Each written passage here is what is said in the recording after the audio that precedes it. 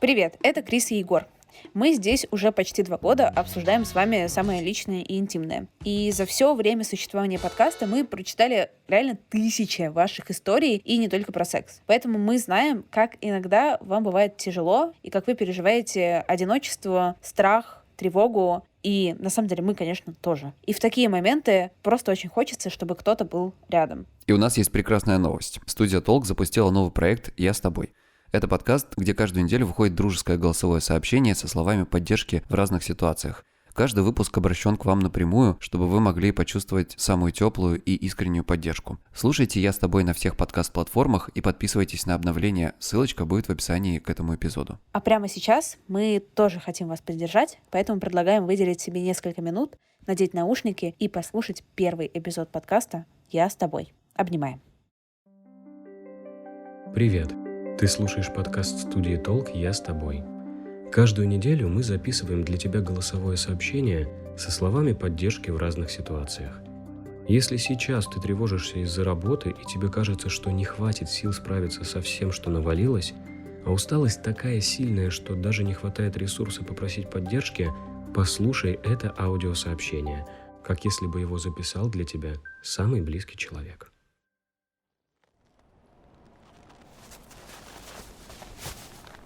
Привет, послушала твое аудио. Прости, что не сразу ответила, потому что тоже тут разгребала всякие дела и решила записать тогда, когда останусь в спокойной какой-то обстановке. Вот сейчас все бросила и пошла в лес рядом с домом гулять. Здесь очень здорово. Здесь солнышко так светит, и снег лежит, и, может, слышишь, как хрустит. В общем, что хочу сказать. Мне на самом деле это очень знакомо, то, о чем ты говоришь, и какая-то колоссальная тревога за работу, когда все вместе наваливается, и ты из этой тревоги уже ничего не можешь. Она на самом деле реально парализует, сжирает просто всю энергию, и я не знаю, как в таком состоянии можно дальше продуктивно работать и вообще что-то делать. Поэтому вот. Давай попробуем подумать, как эту тревогу потушить немножко, как себя успокоить. Я, знаешь, предлагаю тебе вспомнить для начала, что твоя работа и все эти задачки — это не ты. Типа заказчики, начальники, коллеги, дедлайны, проекты — это все часть твоей жизни, да, но это не полностью ты.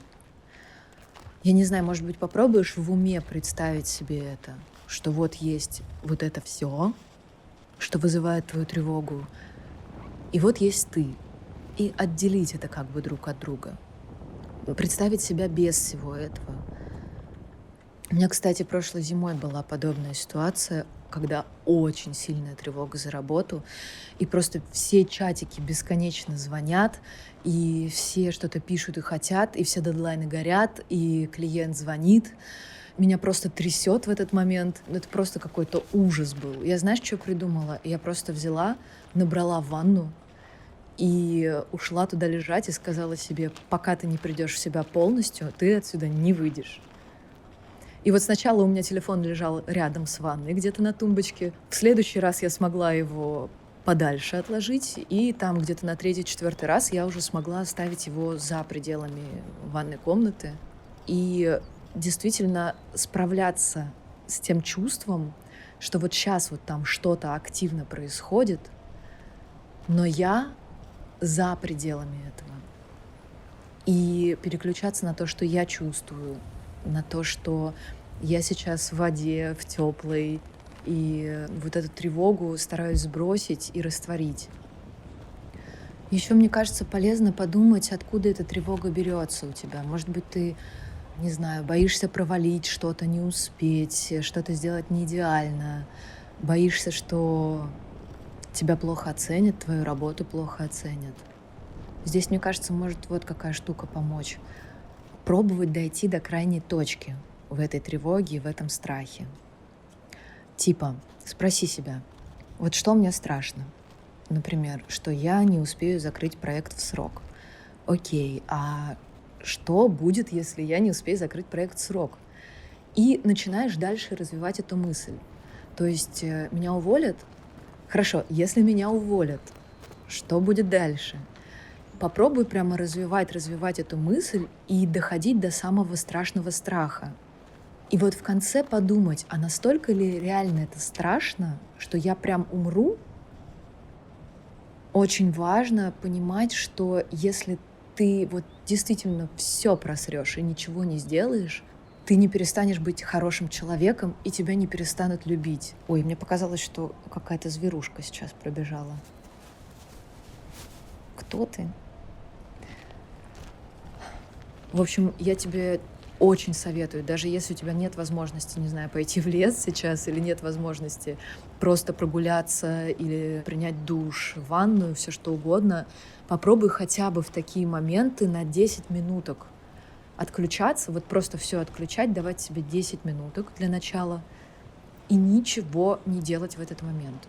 Просто подышать, сесть, успокоиться, придумай все что угодно, что тебе сейчас комфортно. Потанцевать, попеть, проораться, поплакать. Главное, что без тех вещей, которые вызывают у тебя эту тревогу. Попробуй это делать прям регулярно. Может быть, даже в процессе увеличивать это время. Это помогает в первую очередь осознать, что если ты все отпустишь, ничего не рухнет, мир не рухнет. Ну и на самом деле давай вспомним, что сколько раз были подобные ситуации, и всегда они разрешались. Все было по итогу хорошо, все оставались довольны, даже если были какие-то ошибки и косяки, они тоже как-то решались. В общем, мне кажется, что можно как-то на это опереться, можно вспомнить себя в прошлом, подобные ситуации, и понять, что действительно оно все как-то решилось, и что ты сейчас здесь, вообще в другой новой точке.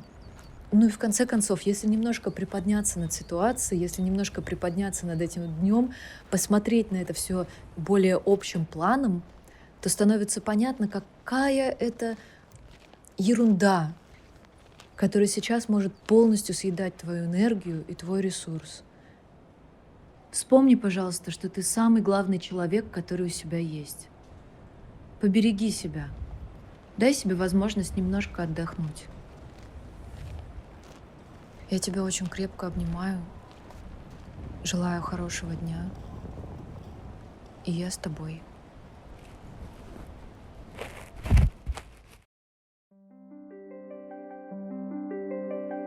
Теперь это сообщение всегда с тобой, и ты можешь переслушивать его в любой момент.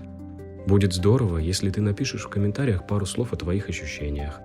А еще у подкаста есть Инстаграм, ты сможешь найти его по ссылке в описании. До скорой встречи, береги себя и пусть все будет хорошо.